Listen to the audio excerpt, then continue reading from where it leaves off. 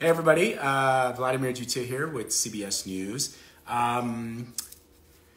I thought it would be beneficial for us to have a conversation with one of my colleagues, CBS News correspondent Seth Doane, who is based in Italy and recently, a couple of weeks ago, was infected with the coronavirus and has subsequently finally tested negative, and he's healthy. And so there he is. He's just joined, and I'm going to bring him into the conversation, and we're going to have a discussion about what it was like living with coronavirus, what it was like being at home with his partner, and sort of all the trials and tribulations that he went through and how he's feeling now that he's out of the woods. So let's go and bring Seth in. Just waiting for Seth to join.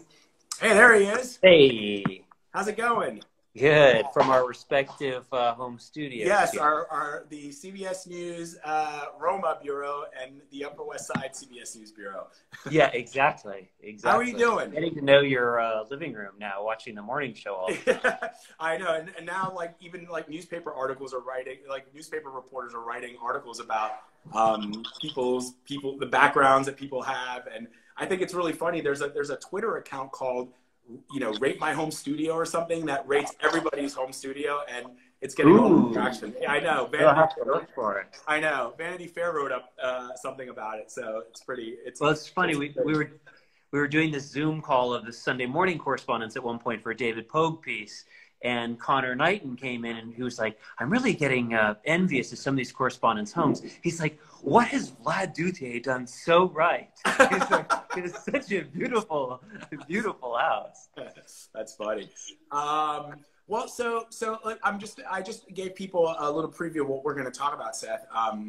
But again, if people are just joining us, thank you so much.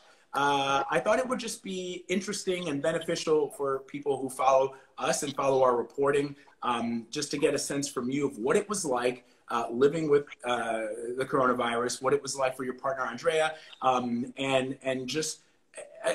I wanted to focus the discussion on partly the reason I'm happy to talk to you is because just like a lot of people, I've been very worried that I could come into contact with it and become infected with it, and I just wanted to know what it was like. I have this weird image in my head, Seth, because I'm a hypochondriac. People don't know this about me, that I'm going to be one of those people, who gets sick and gets really, really sick. And so I'm constantly washing my hands, and I'm constantly, keeping, obviously I follow all the social distancing measures, but there's just this nagging worry in my brain that I'm going to be the one who, gets it, worse than others. So understanding that in this country, 41,000 people and counting have perished from this horrific disease. And knowing that in Italy, Italy also had it really, really rough. So I just thought we'd have a discussion about what it was like. And first of all, I guess, how you're doing. Well, I'm doing fine now. It's a relief. I mean, here in Italy, you are lucky enough to be able to get tests. Some of us are. Once you get in the system, initially they weren't going to test me at all because they said, you don't have any underlying issues here, health concerns. They were calling twice a day, and I was giving them my temperature, and they're worried about, sorry, I'm getting,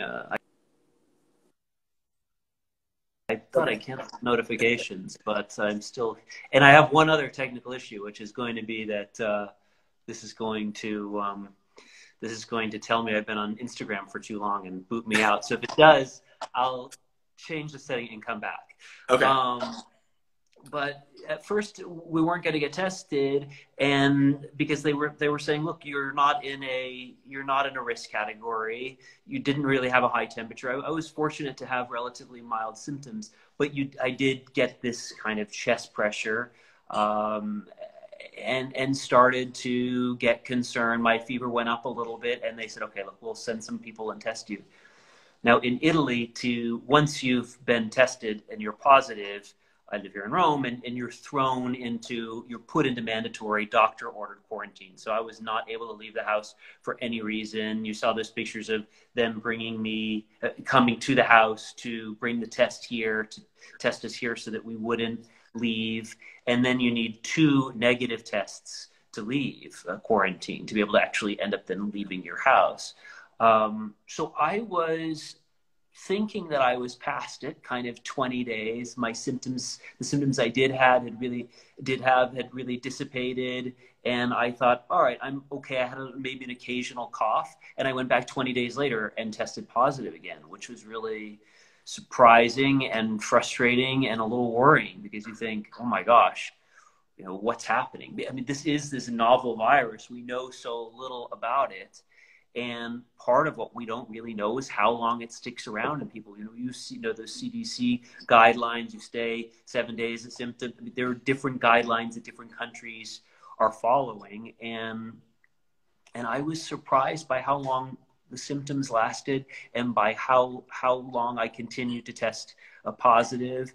But then as that happened to me, I started hearing from more and more people who were saying, oh yeah, I've had it too, 3, 4, 5 weeks. Wow. I actually just was interviewing a woman for a Sunday morning story I'm working on, and she has started a support group for people who've gone through coronavirus. And she said one of the things that surprised her, one of the themes she's seen, and now the several thousand people that have joined this group, is that people are surprised by how long symptoms last and how much things change. You have one day where you feel like, oh, I'm pretty good, and then you get knocked back, and it can be tough to kind of tell. And what struck me when I was going through it was just how the symptoms changed so much, and they felt different from how I was used to having a flu or a cold. And you'd realize you had a bad back pain, and then you'd realize, oh, it's actually in my neck, and then you'd have a headache, and then you'd feel fine. Maybe you'd sleep really well, and the next morning you'd feel more congested. So you definitely felt like you had something in you that you weren't used to having in you. Wow. And so that is remarkable that after 20 days, you were tested again, and they discovered that you still had it. So when they tell us, and this is not just in the United States, but in Italy, around the world, that, 14 days is, if you think that you have come into contact with somebody, or you think that you have the symptoms of COVID-19, that you should, stay at home for 14 days and not interact with anybody. Is that enough in your experience, or is that the average? Like, what do they tell you in Italy? Well, what they didn't tell me was I still contagious at that point? And actually, just before doing CBS This Morning earlier in the week, Dr. LaPook was on right after me, and I think Seth is getting either good and not on Instagram too much. Is that what that is? You said something on Instagram that tells you how long you've been on it? Yeah. So I just had to ignore a limit for today. It's That's hilarious. You've been on it too long. But we'll keep chatting. So Dr. LaPook was really amazing through all of this, and calling me sometimes at 1:30 in the morning. He's busy, the time change, to check in on me and see how my symptoms were. So he was on, we're connected by IFB, a little earpiece in your ear, and he was on the segment right after mine earlier in the week when I was coming back to talk to CBS This Morning and say that I had indeed gotten these tests and was negative. And he said, well, there are some studies, Dr. LaPook said, there are some studies that are saying just because this virus, so many days later could still be detected somewhere, maybe way up in your nostrils, doesn't necessarily mean that you're contagious. But as so many things, it's a novel virus. We just don't know. And this story that I'm working for Sunday Morning, we're talking to a lot of survivors, people who've gone through this. And the one theme that I've noticed kind of more than anything is that it's so different. People just don't know. There aren't even Chinese who might have been infected, or people in the US who are unknowingly infected. We don't know what it's like to be infected for 6 or 7 or 8 months with this disease, because we don't know people who've had it for that long. So there's a lot of questions still.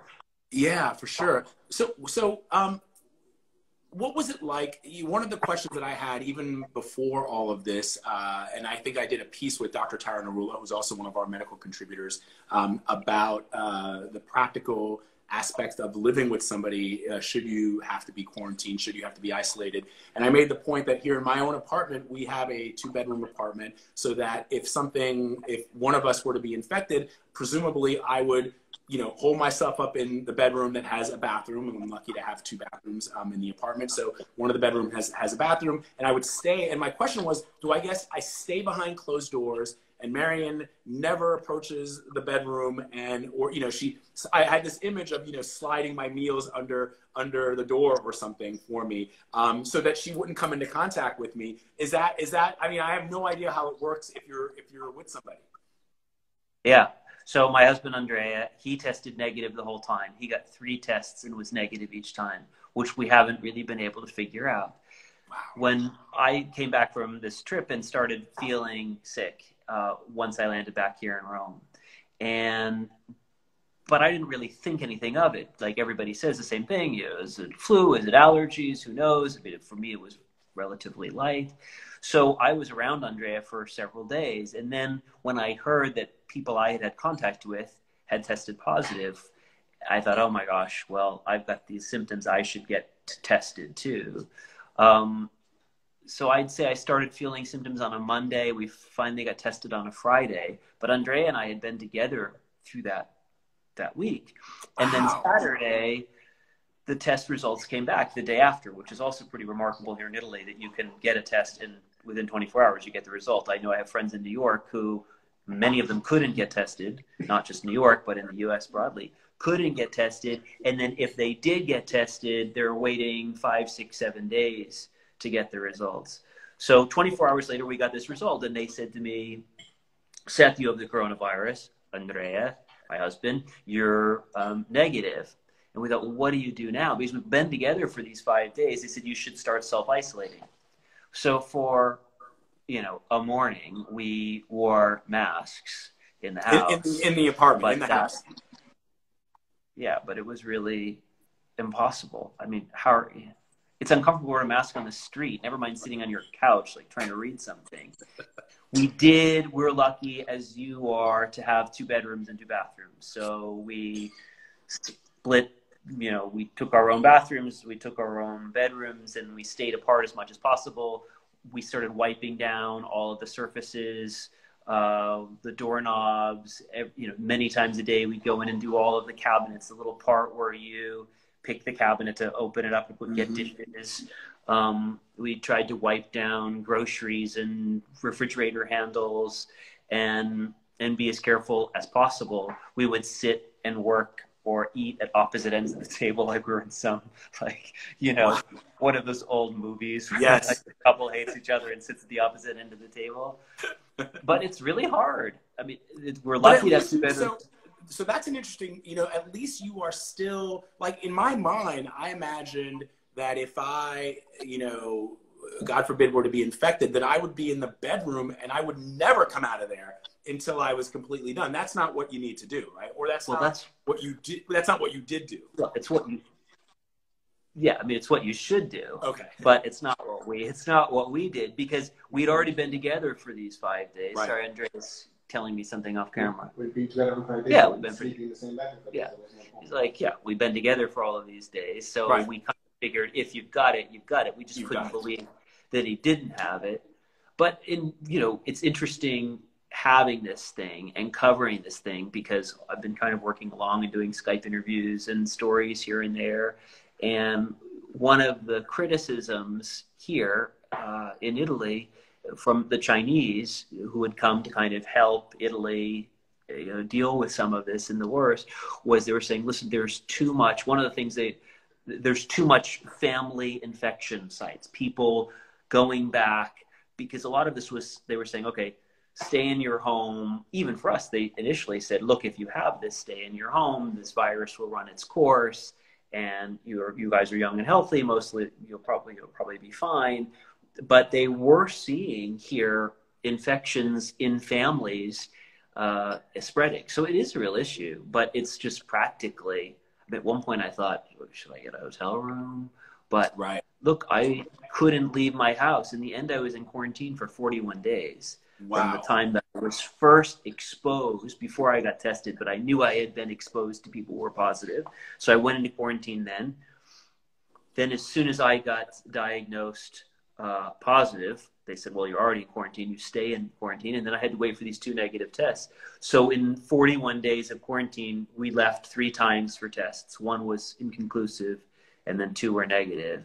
And that was actually one of the reasons I did, it's kind of, you don't want to, particularly as a journalist, as you know, you don't want to make it about you. And I also didn't want this to be kind of my thing, to be connected with this. Mm-hmm. But I really thought, I was like, you know what, how can I, as a journalist, if I believe that fundamentally things are made better by people talking about their experiences, and if I'm going around and I'm trying to convince people to talk to me, to share something that they maybe don't want to share, but might help the common good, I thought, how can I not then be willing to go and do that myself, even though, look, I didn't want to be like this is not what I wanted to go on TV and talk about. Yeah. But there is a lot of stigma and shame and fear, and I also thought it was important to talk about how seriously we took quarantine. And I'll tell you this, for me, the scariest thing was, the most difficult thing was the mental side of it, the psychological side of it, the have I infected someone else side of it. And that's one of the things in talking with other people who've gone through this and who've, quote unquote, recovered, there's still almost like a little bit of, PTSD is too strong of a word, but of a fear for going out, and you just think, you worry so much that you might infect someone that you just don't want to do that.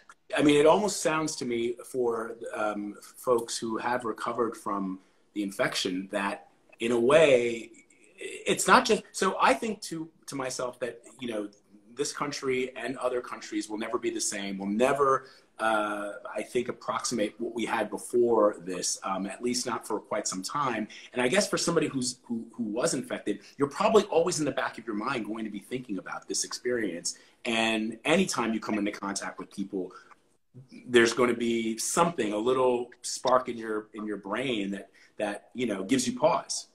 Yeah, we just went to do an interview someplace, and of course I wore a mask, and we didn't put put actual microphones on them, and we stood back, and as awkward as it is, of course you don't shake hands, and at the end the guy wanted to show me something. We were outside of his house, and he said, "Come into my house, I've got to show you this." Actually, I took a picture for you, which I would, because it was a collection of guitars. Oh, no way. Guitars everywhere. I'll send you the picture after this. Thank you. He had guitars everywhere. I actually said, I'm actually going to talk to this friend of mine. So cool. Who loves guitars. And he would say, well, I'll send you the picture afterwards. Nice. But I ended up kind of peering through the window in the open door, just because, look, I've just had 2 negative tests.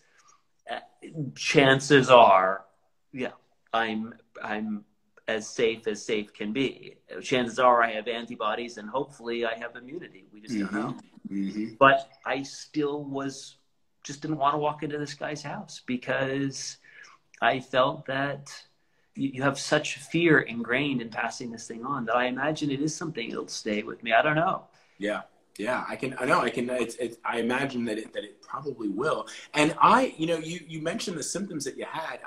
You and I used to work at CNN before we got to CBS.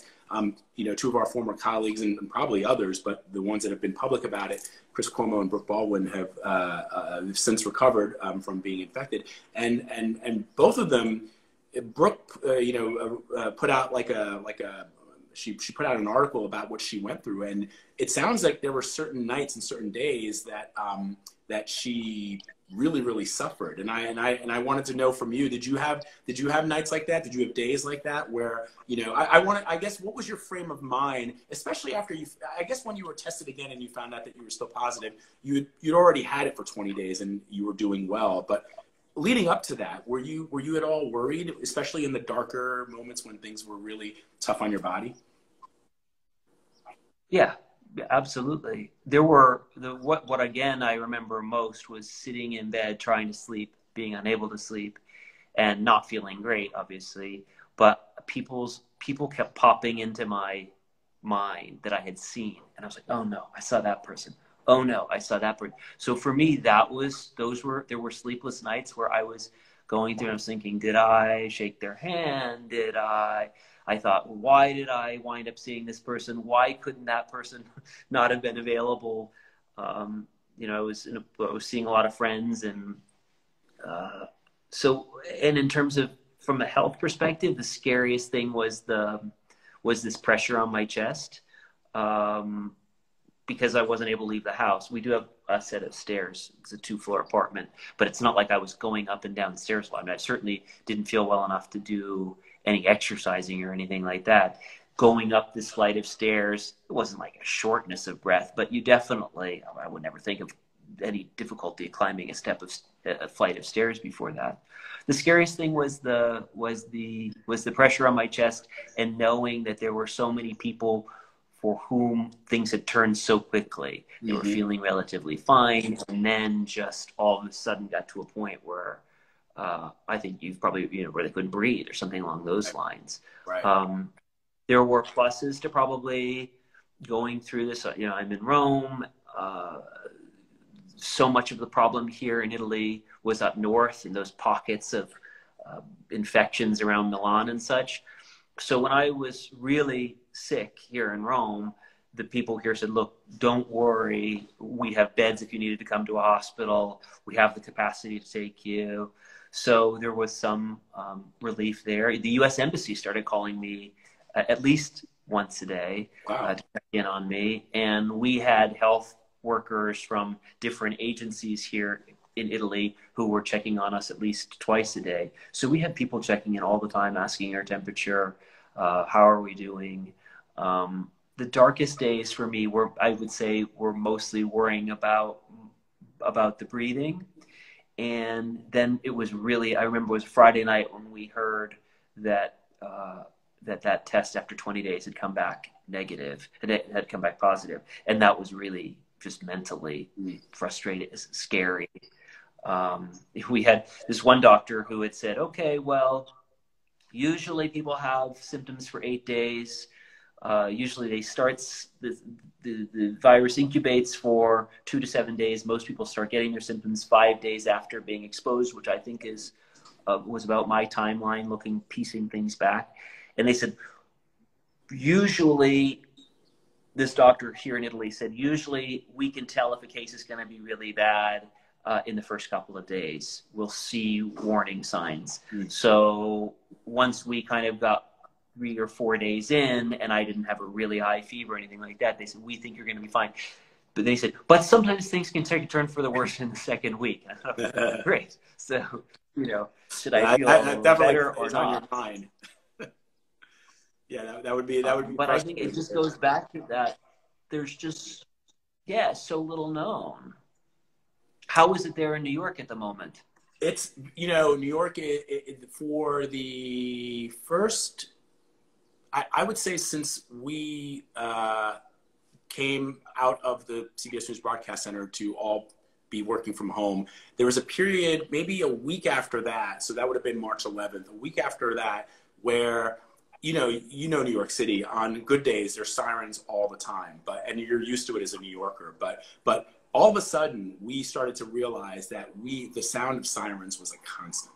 I mean, you can hear one now, but it was very eerie, frightening at some level to always hear sirens. And then every day, the governor, Andrew Cuomo, appearing on television and talking about the increasing number of people who've died across New York State. And you could feel it because you could hear those sirens that were just, and even Marion said to me at one point, she's like, wow, I mean, the sirens really are like 24/7. We're always hearing them.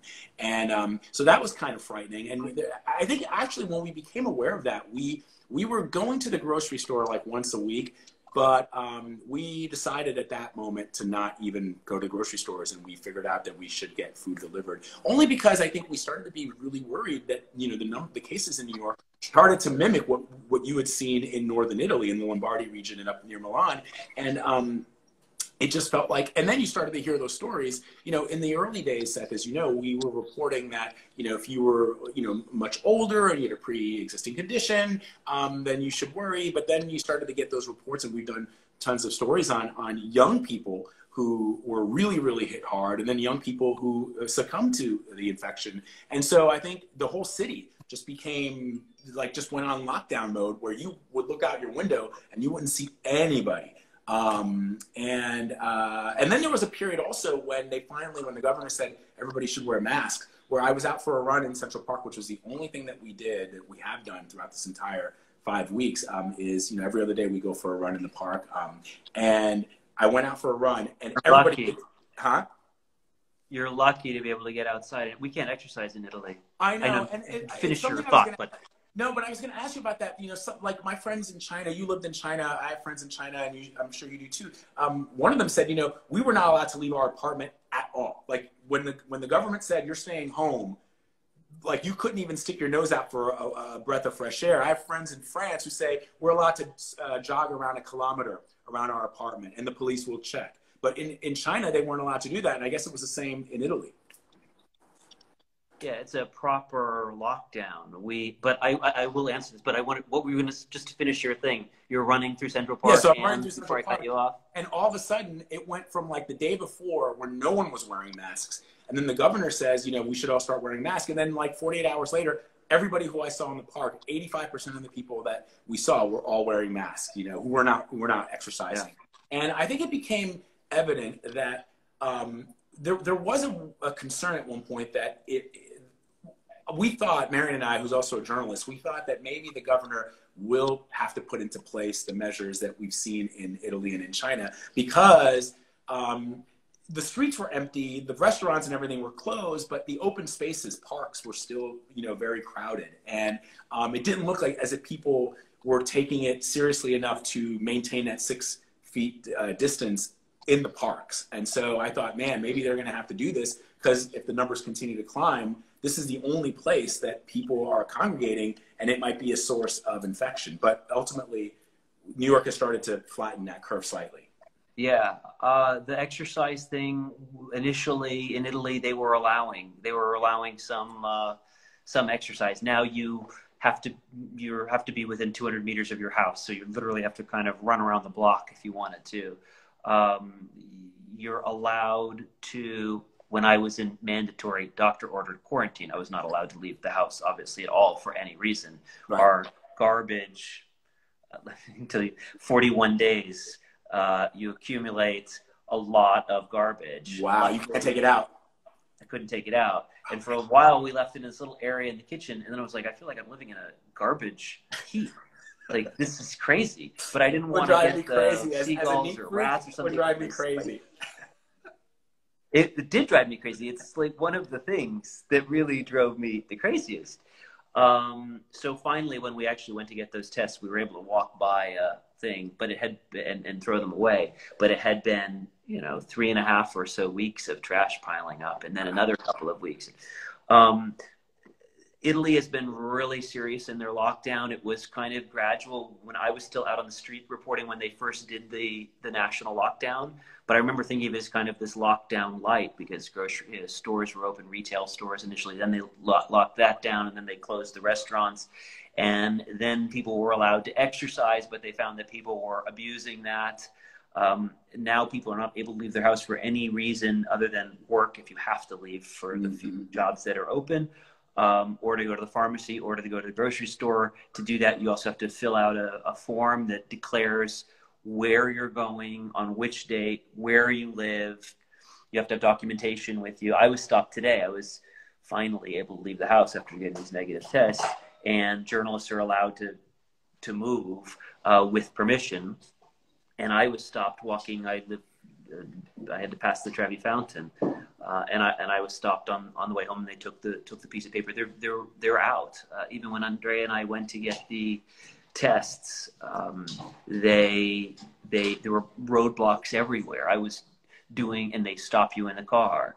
When we sit out here and have lunch or something on a nice day, you hear helicopters way more than you used to.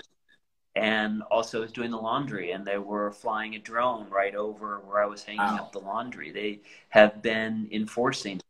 So we'll see. We're going to be, this phase 2 of starting to let things up. They'll start easing the lockdown a little bit here gradually, and we're still waiting to learn the exact specifics. But you're lucky to do those. I can't wait to take it's one of the only things that, and yeah, I I shudder to think that if we didn't have that, what it would be like, because, you know, just like everybody, you know, we're at home, we're working, both of us, and we work long days and long hours, but, you know, we're eating all the crap out of our refrigerator that we don't normally eat. And the exercise is the only thing that allows us to at least burn some calories. So I mean, I can only imagine if that went away.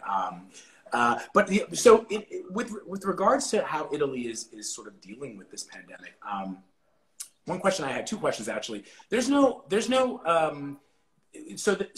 You've had it. There's no way that, like, the police, when they pull you over, they know that you've had it, right? I mean, the medical protections and privacy are as strong in Italy as they are in the U.S., I'm guessing. I don't know if they've given me forms that say I had it and then I tested negative twice. So I have that in my phone. In your phone. I don't know that I would ever be asked. Right. I don't know if on these self-declaration forms that you have to fill out if you're going someplace, if the police take that from you, they do check your documentation, presumably down the line, if it turns out that, I assume that they're cross-referencing who's sick and who's not sick. I assume that's part of it. We didn't leave when we were sick, and now I have permission to leave. They're being strict enough on the enforcement that you don't see many people out, and even friends, colleagues, I haven't really talked with anyone who's moved around without permission or reason. And you know, the fines are quite steep. You could, you know, several €1,000 fine if you're out doing something that you're not supposed to do. And I wonder if Italians and Europeans are looking at what we were seeing in some of the states here, where people are defying the mandates of the governor, and even defying the president's coronavirus task force recommendations. They're out there, you know, protesting these lockdown measures. If in Italy and in the rest of Europe, people are looking and going, well, that doesn't seem smart. Yeah, well, certainly doctors we're talking to say, in fact, a doctor I just interviewed yesterday said, listen, these lockdowns, you know, have a huge toll, obviously, on the economy. But he said, we are changing what we're doing in hospitals every week. We're reimagining how we're doing things because we're just learning more and more about this virus. And they said these lockdowns are buying time, not only you know, for the virus to hopefully stop circulating, but also for the medical professionals, obviously getting closer to having a vaccine, but even for medical professionals in hospitals today to tweak and learn a little bit more about the virus and how to deal with it. Wow. So certainly from medical professionals, like both in Italy and in the US, who I've talked with, there's a real fear from those guys about reopening. And obviously I think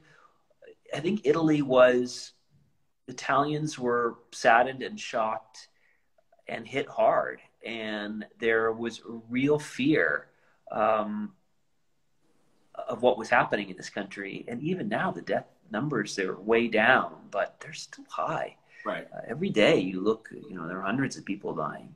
And I think there's also a bit, maybe more of a, you know, we have socialized medicine here, you know, free healthcare for all. So I think there's also maybe a little bit more of a kind of community sense of some of that stuff. But obviously we have really close friends who have, my father-in-law owned a coffee shop, which actually he just sold right before this lockdown. But this is crippling businesses in a country that's already has a fragile economy, and there's real fear. And we're starting to talk to people about the summer here. Even just within my own family, we've had everyone who's going to come visit is not coming to visit. Friends, every week or two I open, there's an email, and there's another friend who's not coming. I mean, and that's just me. There's real fear that there will be a major hit to this economy from a tourism perspective for some time to come.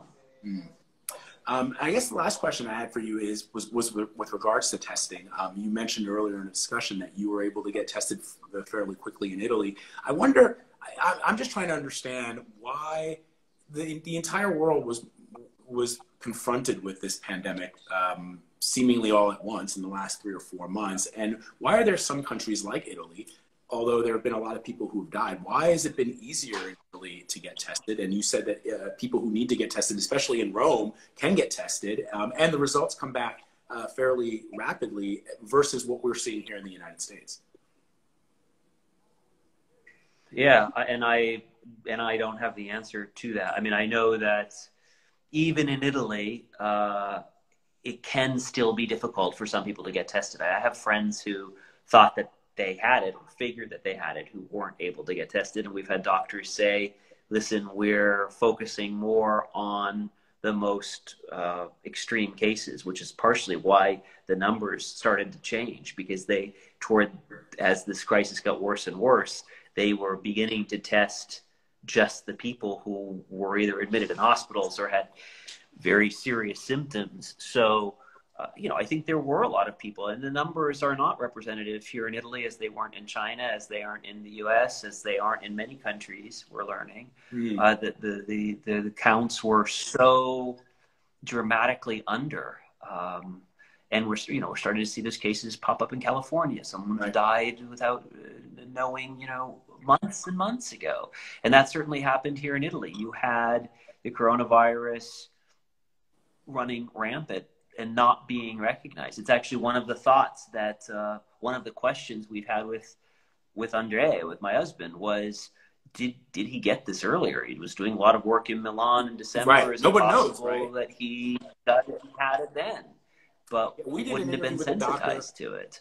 We did an interview with a doctor who told us that she believes, she's a pediatrician, she believes that, like, she had some insane number, it was a couple of weeks ago, but she said she believes that, probably in New York City, like 80% of the children may have at one point come into contact with it and were not, they were asymptomatic and they were probably carriers and probably infected some people, but it's hard to know because they never really showed any symptoms and we didn't know what it was and we hadn't heard of it yet, Yeah, absolutely. No, I think we didn't know what to look for. It is remarkable. You often think of Italy as this window into the past, and it was odd to be a little glimpse of the future. But I also was communicating with our friend Rami, the correspondent in China, who has the job that I used to have. And he was like, it was so bizarre to cover this in China and then watch it happen in Italy as though it was new to the Italians, and then watch it happen again in America as though it was a new thing. It is remarkable when you look back and think, wow, how were we, the world, watching the Chinese build those hospitals in an emergency setting, and what were we thinking? Right. Yeah, it's interesting. The friends that I have in Asia, one of the things that they point to, and not specifically mainland China, but in Hong Kong and in Korea and in Singapore and Taiwan, is that the region was so scarred by SARS back in 2003 that there was certainly a sense that if something like this like SARS should ever come up again, that they need to be better prepared. And so, and I don't know, like you said, we don't really know enough about it. Singapore, up until 2 weeks ago, was the model for how to do things. And now we're starting to see cases spike in Singapore. People have pointed to South Korea as the model for how to do things. But then you look at a country, it's too bad you're not able to travel. None of us are, but I'm curious what Sweden is doing. I've started to see articles that Sweden did not put in some of the measures that other countries, even surrounding them in Scandinavia, have put in, and they are starting to see their numbers come down, and they're getting close to building what's called herd immunity. So no one seems to know, how this will ultimately end until, I guess, there's a vaccine, if there ever is one. Yeah, exactly. And, Sweden, some of those countries, Sweden didn't put in those measures, but they did say, have social distancing, take it upon yourself to stop the spread of this.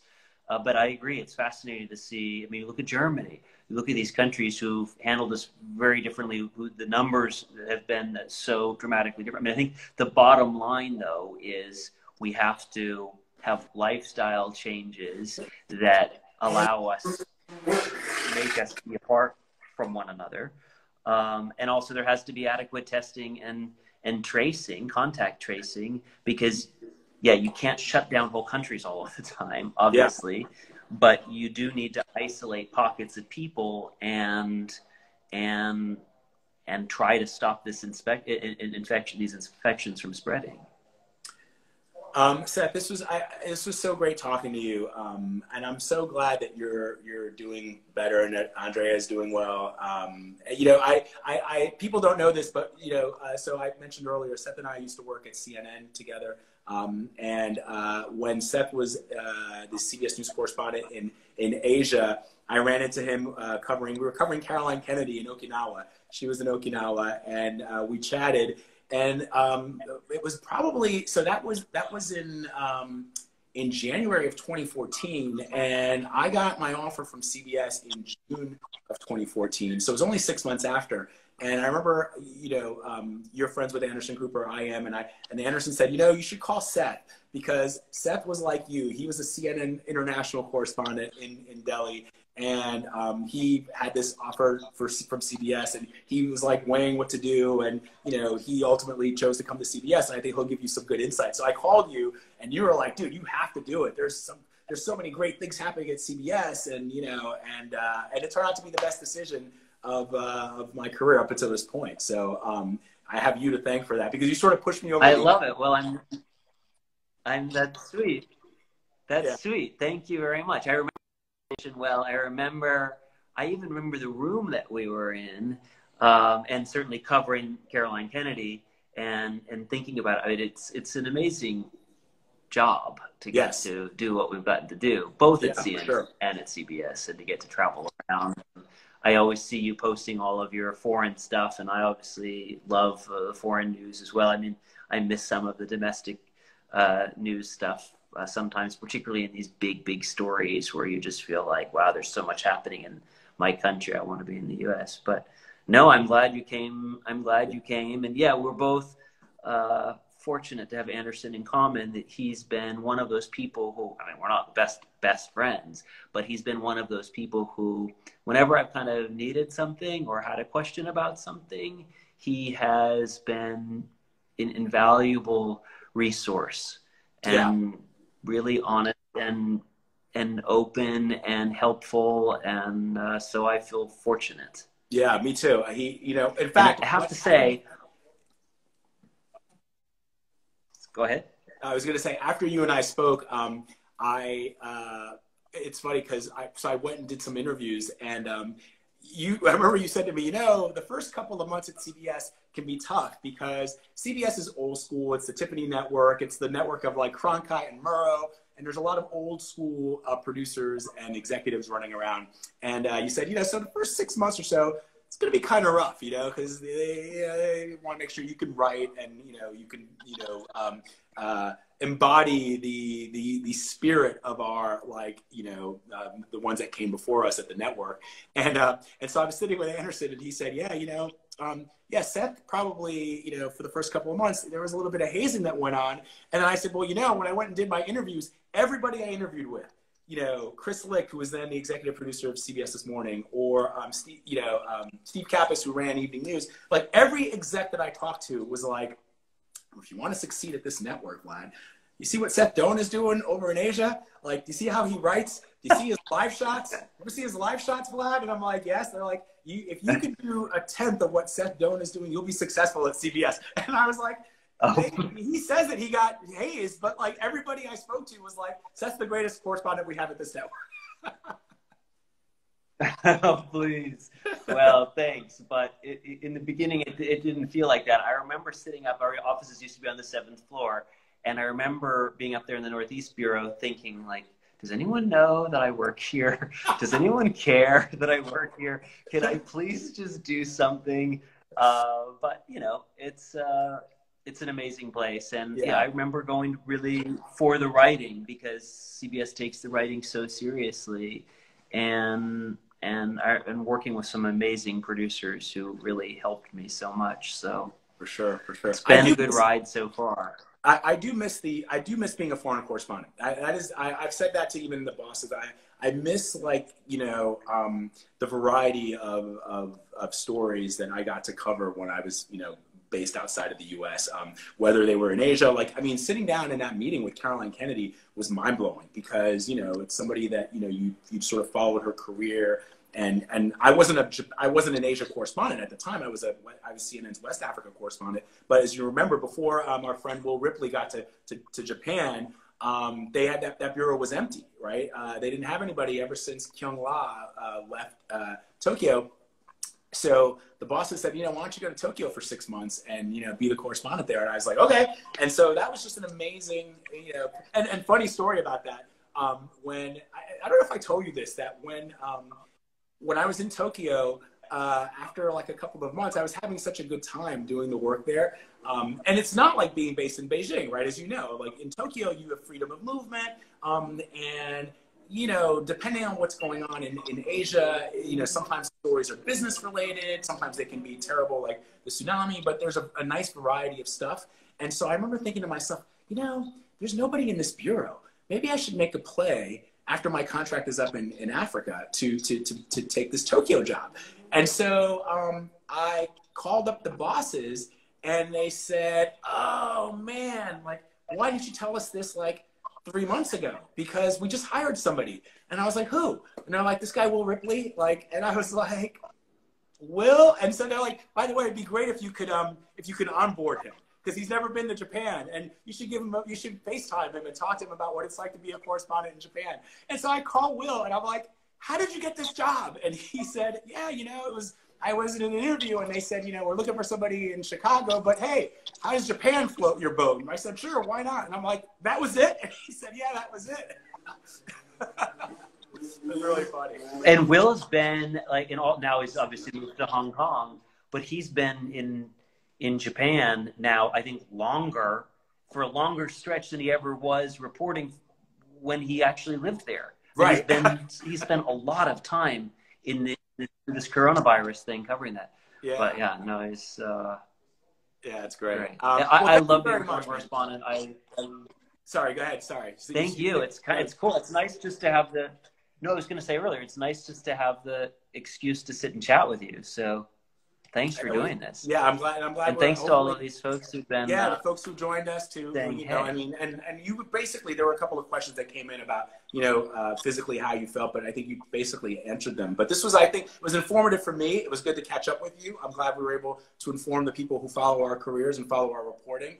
And I'm just glad that you're doing better, man. It's really wonderful. Cool. Well, thanks. It's nice to be back. You know, was not my dream to kind of go through this, but I feel like all told, I was fortunate, and here I am, and everybody's been really supportive. So thanks, and thanks to you for sending notes to check in on me and such. Yeah, so, for sure. And say hi to nice Andre. to get to sit out with you. Yeah, he's now gone upstairs, but I'll tell him. Thank you, and I'm looking forward to your piece on Sunday morning.